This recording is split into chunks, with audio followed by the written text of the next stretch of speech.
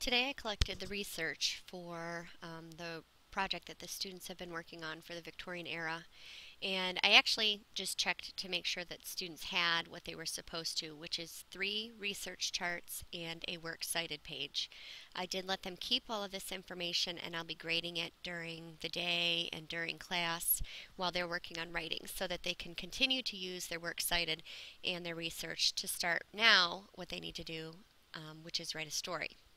So to start with today, we looked at their works cited page, and we've been practicing this in the context of using practice works cited that I've been giving them. But today they actually looked at their own works cited, and they had to go through and highlight or circle the information that they were going to put in parentheses if they used information from the research.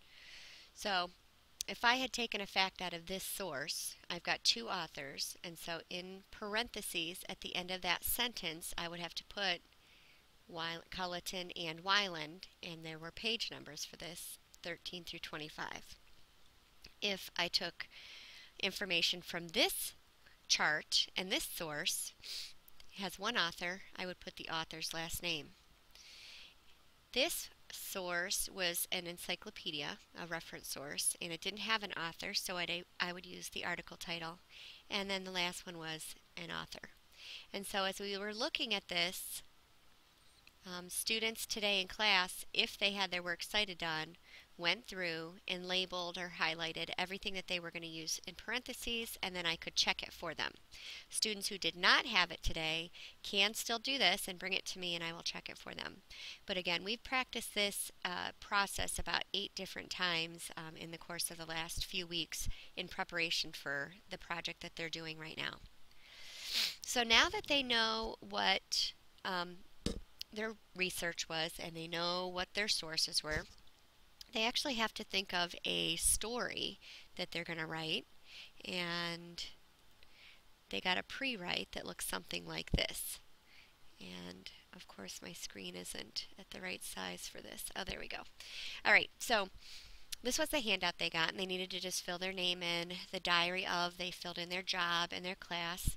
And so I had made up a story about a landscaper's kid. And I did mine in present day because I really didn't want to give the kids too many ideas on how to develop their story. And so what they're really doing is just thinking about what would be a day in the life of a landscaper's kid if I lived in the middle class. What might be a problem that I might have. And so they're going to write from the perspective of a kid growing up in Victorian England, the daughter of a maid or the son of a mine owner, and develop a couple of diary entries that show kind of what life was like for them. So in doing this, they just needed to plan their story out a little bit. So who's their character going to be? Mine was a 16-year-old spoiled kid who doesn't do any work around the house. The setting is his bedroom in the house and present day. And then I just started thinking about what were some of the events that were going to happen. His mom wants him to do more work around the house. She's annoyed that he plays his Xbox and texts on the phone. And so I started to think about what would life be like in 200 years. And when they look back on our society today, what kinds of things will they see that we have that were evidence of our time period? And so the first one, let me see. Oops. The first fact that I found was that we would have Xboxes and iPhones. And so I pretended that this came from that source, Culleton and Weiland. And if I look back at my works cited page, that was page 13 through 25. So when I actually go to write this later on, I need to put that at the end of the parentheses. So just to give a quick look at what my diary started to look like. Once I took my pre-write and started writing, I gave a date that would be evidenced of the time period, June 22nd, 2013, and I just started writing from the perspective of the kid. I can't believe how unfair my life is.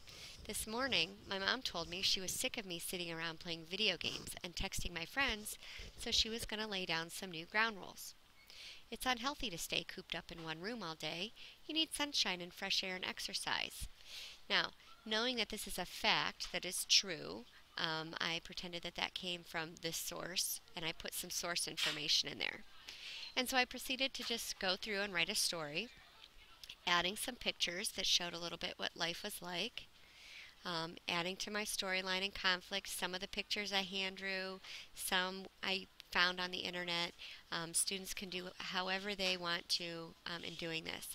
And so I ended up doing 3 different diary entries showing the process of what this child learned in the course of the story that I wrote about. So this is what students are going to be working on their own now.